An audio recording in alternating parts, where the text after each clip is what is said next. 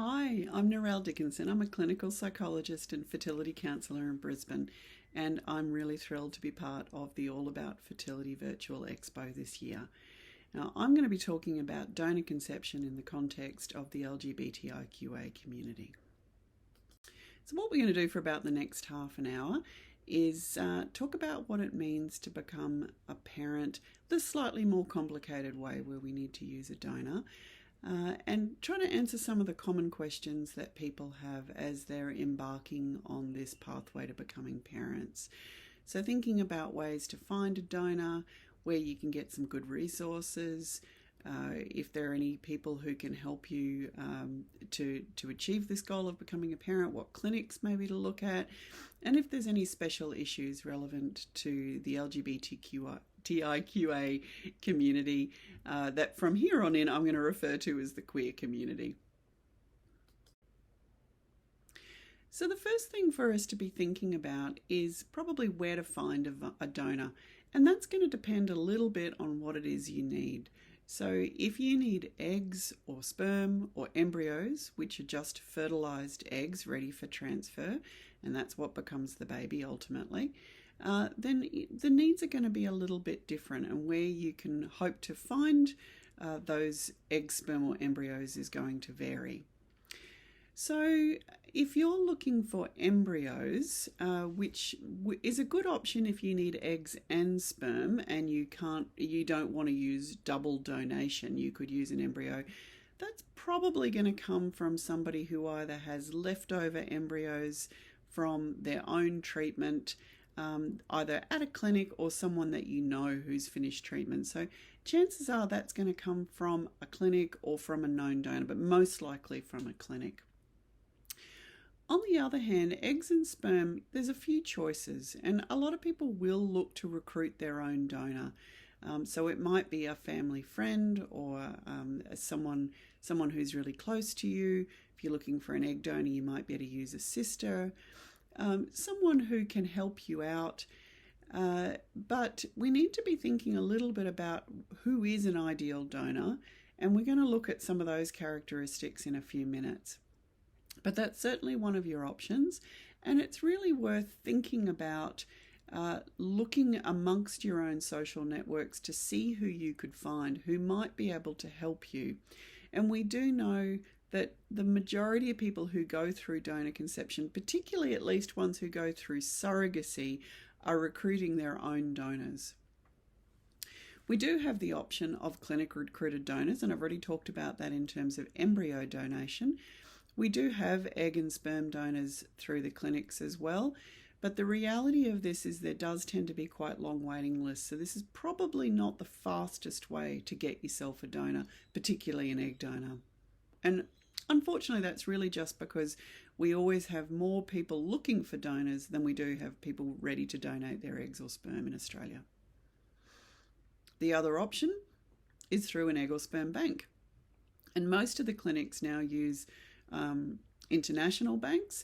There's also a couple of banks emerging in Australia for eggs and sperm, but in the main we're importing those eggs and sperm from overseas donors, mostly from the United States. Now that's a good option. These people who are donating over there understand that the donation is being made available to an Australian family. But for some people there are some benefits of using egg and sperm bank donors, because you tend to get a lot more information about those people. You probably get photographs about those people, which you wouldn't find with a local donor. But I think it's really important to remember there are some downsides.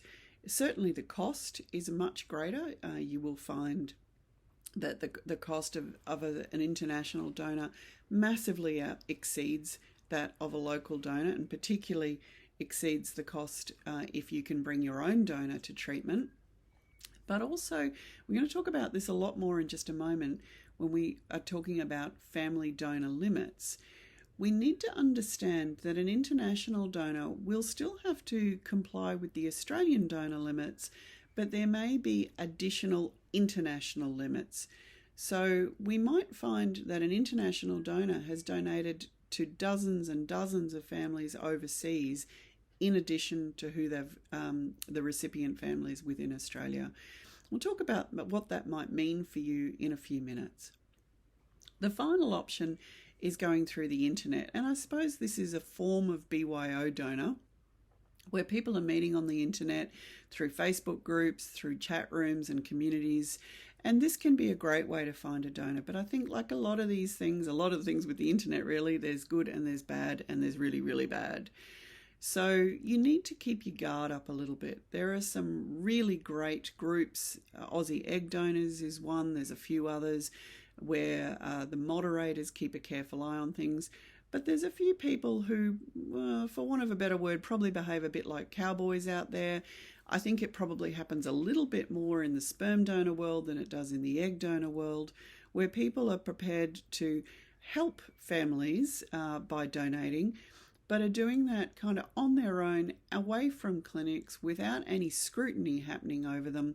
And they're donating to many, many people without the normal safeties and checks and balances that we like to see.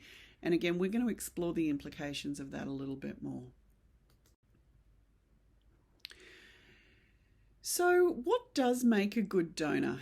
Well, I guess what that comes down to, there's a few things. We're really looking at the medical aspects of a person that are going to boost their fertility success.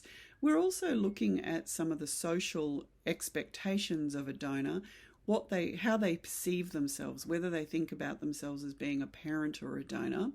I'm going to park that a little bit and come back to it. So we're just going to talk about physical success at the moment. We know that there's lots of things which contribute to fertility success, but the absolute number one is the age of the donor. This is true whether or not we're talking about eggs or sperm, but it's more true when we're talking about eggs. So the reality is, if we have a younger donor, that person's in their 20s, that's going to generally give us better outcomes than a person who's in their 30s, and certainly better than when they're in their 40s. So we need to be thinking about that. The same is true with sperm donation. The age doesn't contribute quite so quickly, but it certainly does. So again, looking for younger donors where we can. The health of the donor is important, We want them to be healthy. We want them to have ideally a fairly normal BMI. Fertility success does decrease when people are very overweight or very underweight. We don't want smokers. There is probably nothing that is more profoundly problematic to fertility health than smoking. So we definitely want a non-smoker. And we want someone who's really limited their alcohol consumption and caffeine consumption. And if they're having a nice healthy diet with lots and lots of antioxidants, they're probably doing all the things they need to do. All of these factors are also important with gestational carriers if you're also looking at surrogacy. Although the age parameters for a gestational surrogate tend to be a little bit broader. We might be able to tolerate someone who's a little bit older. But we then need to be thinking about some extra things like history of diabetes or hypertension or those sorts of issues. One of the things people ask a lot is, can we boost success? Well, the answer to a large degree is not that much, because we can't make our donors younger, but I guess we can impact some of those health factors. So if they are drinking, if they are smoking, if they're not leading a healthy lifestyle, really asking them to maybe consider how they could change some of those lifestyle factors for the short time while they're helping you out. Because at the end of the day, fertility treatment is going to cost a lot.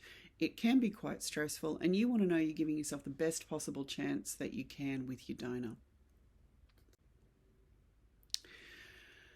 Let's look at some of the rules when it comes to fertility treatment and donor conception. We have lots of screening processes, medical processes which exist, and I'm not going to go through that in great detail because I'm sure some of the doctors who are presenting today will be doing that. But whether it's an international donor or a local donor, we know that your donors, when you go through a clinic, have been very well screened. We know they're healthy. We know that the quality of their eggs or their sperm or their embryos is as good as we could hope for.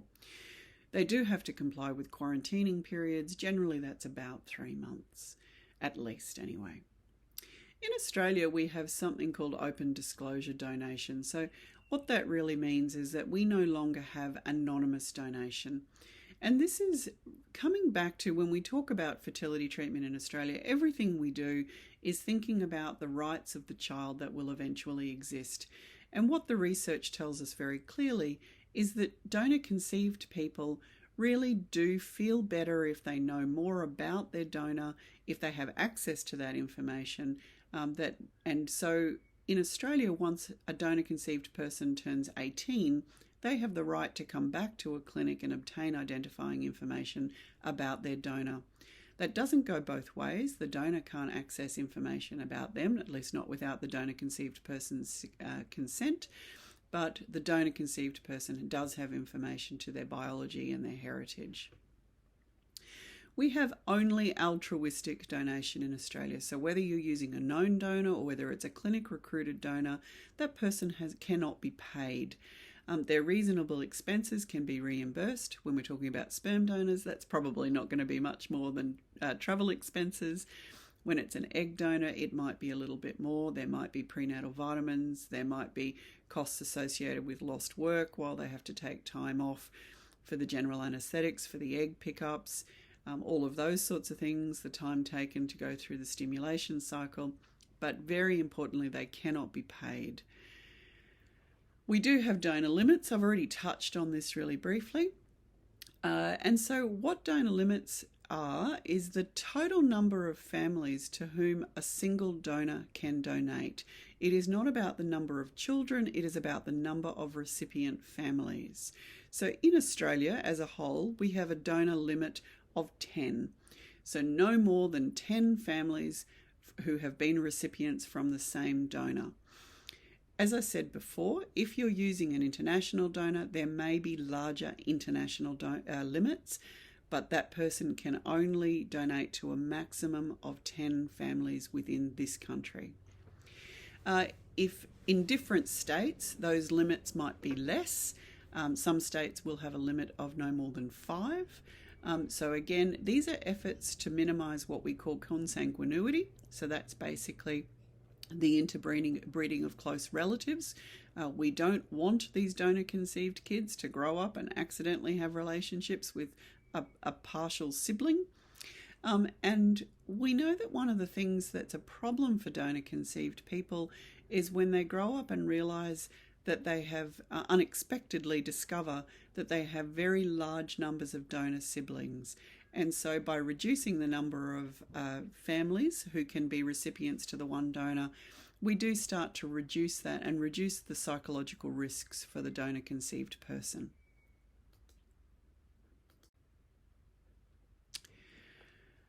One of the other rules that exists within donor conception in Australia is that you have to undertake a counselling process. Now, I promise that people like me are not trying to stop you from having families. We're actually, fertility counsellors tend to be pretty keen on people having families. That's what we get excited about. But what we're really keen to do is make sure that everyone really understands the process, understands what they're entering into, and are thinking long term. We're not just thinking about getting egg sperm or getting a pregnancy. We're thinking about what's going to happen for this baby when they become a child, when they become an adult, for their entire life. So counselling involves everybody, so the donor and as well as their partner if they have one, and for you as the recipient and your partner if you have one. Everyone has to be involved. There's a minimum of 2 sessions per party within the counselling, and that's a guideline that any counsellor through ANZICA, which is the Australia and New Zealand Infertility Counsellors Association, that's a guideline that we all follow. And as we take you through the counselling process, we will be talking about the short and long-term implications of donor conception and also leading you through some of the legal issues, which I'm going to touch on now. So we would talk about the reality of this identity disclosure and the potential for future contact between the donor and the donor-conceived person. And to facilitate that, the clinics maintain records. In some states, there are also registers where these records are maintained, and that ensures that the identifying information is held. And that provides that accurate information for your child regarding their genetic and birth heritage if and when they decide they'd like to access it. By going through a clinic and signing the relevant consent forms, the documentation that is there ensures that the donor is not a legal parent to your child. This is so important. So we're going to touch on this again a little bit later, but as soon as you go through a clinic, a donor is very, very clear. They have no legal parentage rights. Once you have commenced your treatment, once those gametes have been taken or embryos have been taken for use by you, they lose their rights and responsibilities towards that child. The only residual rights and responsibilities a donor has is they have the right to know a child was born, the gender of the child and the age of the child or the year that they were born in. And they have that responsibility to be known to the child once they turn 18, but they have no future rights. They are not on the birth certificate as a parent.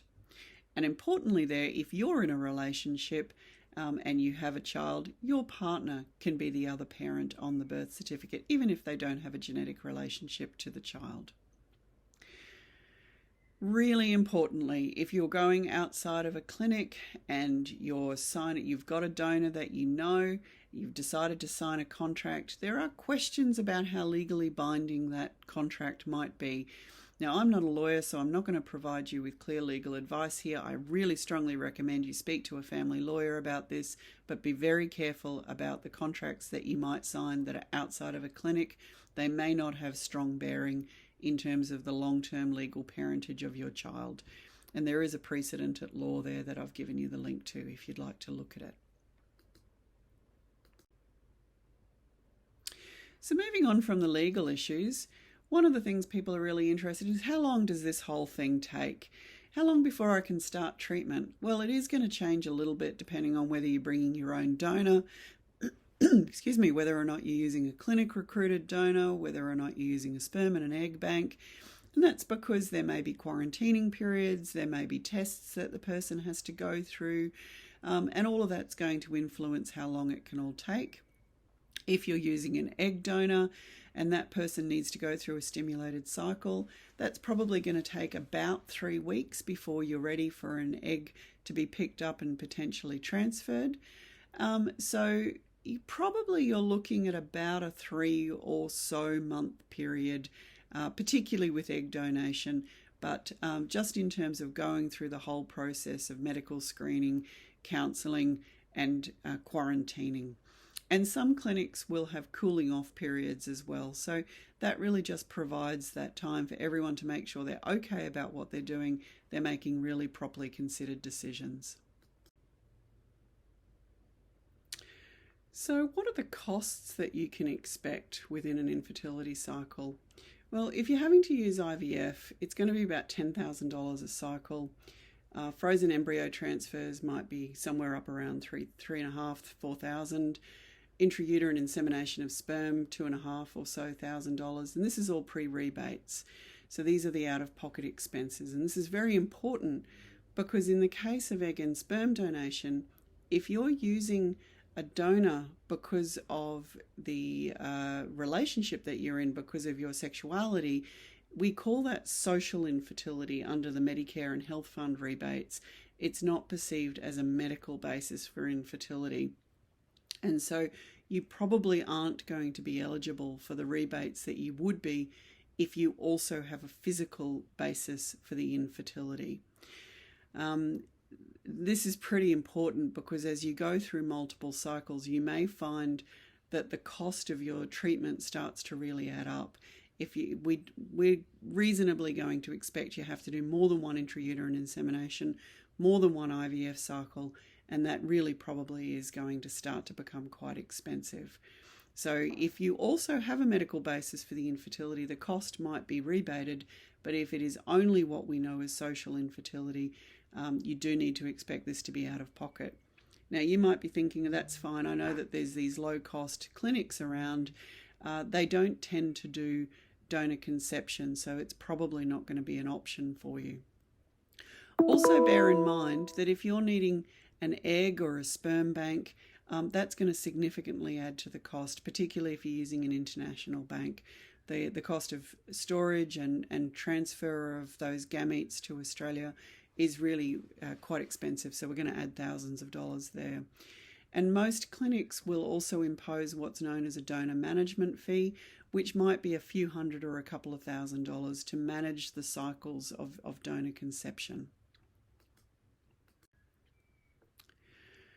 So maybe you're wondering, well, what's the right clinic for me? Where do I go? Are there any queer-friendly clinics? Well, there are, and there are some that particularly market themselves to the queer community, but it doesn't mean they're the only people who can provide the support to you.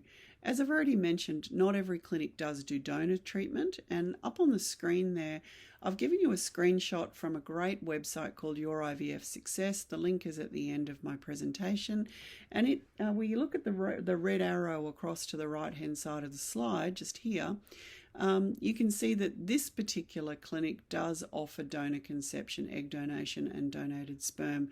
So this would be a clinic that you might consider going to and finding out whether they can help you.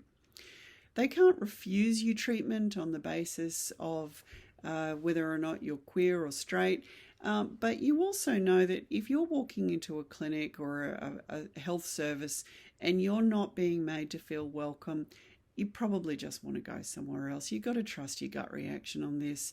You're going to spend a lot of time, and if you're not feeling good there, it's not the right place for you. Get recommendations from the people in your support network as well. If somebody else has already gone through and created their family, they'll have a view about whether or not it's a good clinic. You can't be refused treatment, but there's one proviso here. If you're also looking at using a gestational carrier, in WA, there may be impacts in terms of if you're a same-sex male couple or a single male, you cannot access surrogacy in the state of Western Australia at the current time. So if you're a same-sex male couple and you're wondering whose sperm to use, or if you're a same-sex female couple and you're wondering whose eggs to use, you're wondering who should carry the pregnancy, these are really tough questions, and it might come down to, well, who's healthiest, who's got the best fertility, who's creating the best eggs, who's got the best sperm quality. There may be something like that. It might also be important that if your donor is a family member, obviously we don't want consanguinity, so we're going to, if I'm using my eggs, I'm not going to use my brother's sperm. If he's my donor, I'd have to use my partner. So there may be some impacts there. But also remember that if you're creating embryos, if you're a same-sex male couple, you're creating embryos with both of your sperm, there might be an opportunity for you to have a sibling and both of you to have that biological relationship. If you're a same-sex female couple, it could be that one of you uses your eggs and the other carries the pregnancy, so you're both actively participating in the treatment. Likewise, if you're a same-sex female couple, both members of the couple could create embryos using your eggs and go using the same donor and go on and have children with the biological relationship to both of you. There can be an impact of family limits here in terms of the total number of people who can access the donor, so that could have an impact. And also that might come into play if at the end of your treatment you've got leftover eggs or embryos or sperm from the treatment you've done. You might choose to pass that on for someone else that you know, but those family limits, that total number of 10 or less, depending on your state, could come into play about whether or not that's something you're going to be able to do. So let's just have a little bit of look. If you're thinking, well, Narelle's given me all this information, this is incredibly expensive, I don't think I want to go through a clinic, you might be thinking, well, let's look at home insemination as an option. Bear in mind there are going to be health risks if you're going through an online or even a known donor outside of a clinic. It's a semen sample, not a sperm sample, so it's impossible to know if you're receiving the necessary healthy sperm to create a pregnancy from a donor outside of a clinic. And old lab results provided by online donors might not be relevant to the current semen samples. So we really do recommend that you only use sperm that's been tested at the time of insemination, and we know that it's of a highest quality and free from any potential infection. Clinics in Australia are required to carry out rigorous health testing of sperm donors and the samples that they provide, and this protects everyone from any potential infections. There's also legal risks, as I've already talked about. If you organise a sperm donation, or if you do home insemination for a traditional surrogacy perhaps, there are some legal risks if you organise that by a private agreement, not through a clinic. There is a potential for the donor to become legally recognised as the parent of the child and actually start to have responsibilities in terms of financial child support. That just isn't going to happen if you go through a clinic where all of these risks are avoided through the consenting process. Also, if you're going through home insemination, you may not be necessarily going to access the counselling that would be provided within a licensed clinic, where everyone does get that implications counselling and thinks about the legal rights and responsibilities. Also, home insemination, the record keeping that the clinics and different state registers do, that's not going to be available. So you're going to be responsible for maintaining that information yourself. And the other big issue that comes into going outside of a licensed clinic and doing home insemination is that issue of family limits. That we really do know that independent donors, particularly online, there is at risk that they are creating large numbers of families, numbers of children from the one donor, and that does have potential impacts for you and significantly for your child down the track. If you are going to use a known donor, and I'm not saying that you can't, I'm just really suggesting that if you're going to do it, probably consider going through a clinic so it's safe and those systems are in place for you. But think about, again, the fact this is a relationship for life, the life of your child. So knowing really clear what the expectations are for you, for them, what future contact you think you'd like to have, what sort of role you'd like them to have in the life of your child. If your sister is your egg donor, she's already going to be an aunt to your child, but she certainly isn't going to be the mother, but being really, really clear about where that limit lies. Also, particularly with an egg donor, that person's going to go through a lot for you. So make sure she knows she's appreciated, that you're respecting what she's going through. You can't pay her, but you certainly can appreciate her. And that really makes a difference in terms of people feeling like it's been a good thing to do. Right, so this is a big one, isn't it? The idea that we're going to have to deal with different judgments and reactions from people about what different families look like. And society, even since we've had the marriage amendment, we're still going to see those unfortunate reactions amongst our community. I think that if you've already lived a life where you're out and you've already had to deal with problematic reactions, so whatever you've already learnt to do to cope with that, you're going to be able to cope with that as a parent as well, and using those same strategies. But I always like to come back to the empirical evidence, to the literature. And what we know here, there's some great meta-analysis that have been done over the last few years that have looked at this. We know that there is no evidence to suggest that children of same-sex parents do any worse than children of heterosexual parents. We know that across a whole bunch of different outcomes measures, academic functioning, social functioning, psychological well-being, all sorts of things, these kids do at least as well as the children of opposite sex parents.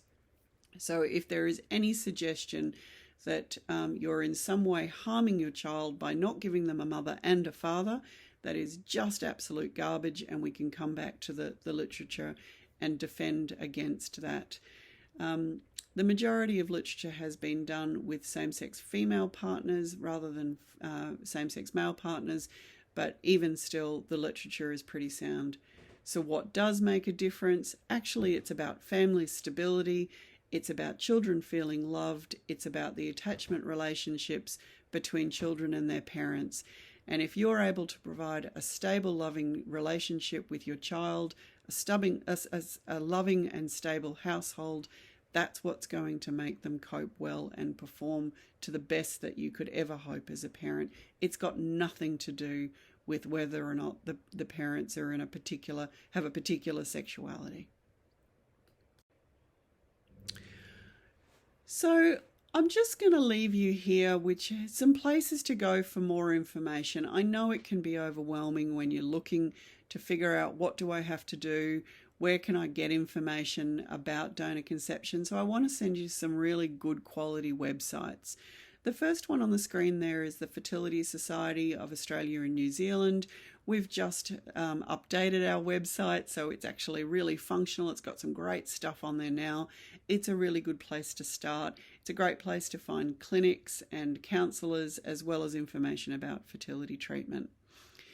The VARTA website, which is particularly relevant for people in Victoria, but is also useful information for you wherever you are. I use it all the time, and I'm in Queensland. It's excellent. There's some great stuff about donor conception on there, so you can check that one out. The DC Network is actually an English organisation. It's a peer network of people who've created their families using donor conception. It's also excellent, and I really strongly recommend it. They've generated such great resources over the years, great places to go for books and other resources for you, as well as for your baby when the time comes. I've already talked about Your IVF Success. It's a great new resource. It has a great glossary of expressions within infertility treatment, so it can help you understand the terminology. And it has an IVF clinic finder, and it also has an IVF success calculator. So you can have a look at some basic information which we know helps to predict how likely we think your outcomes, or how good we think your outcomes will be from your IVF. And the last link on that page is actually just my website. I've got a whole bunch of links and resources on there and some information that I think is useful. So if you'd like to check that out or find out a little bit more about me, you can jump on my website and have a look. Look, last of all, good luck. I really hope everything works.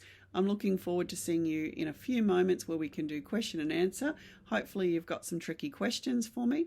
But I really just hope that everything works out for you and you get to have the family that you're looking for.